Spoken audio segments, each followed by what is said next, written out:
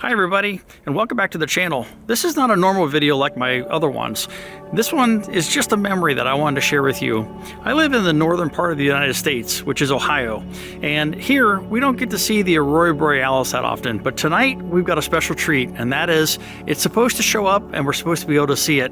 So I'm going to do my best to set up my camera to do a little bit of a time lapse, and hopefully we'll get to see it together. That means that you might get about a minute or two of the Aurora Borealis, and I'm going to have about 4 hours of letting my camera sit out here in the cold while I stay inside and stay warm.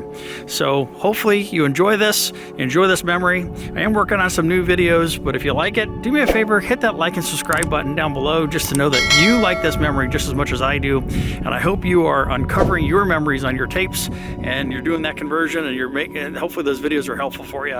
And with that, I'm gonna go get set up here, and hopefully we'll get to see something fascinating. Thanks for watching.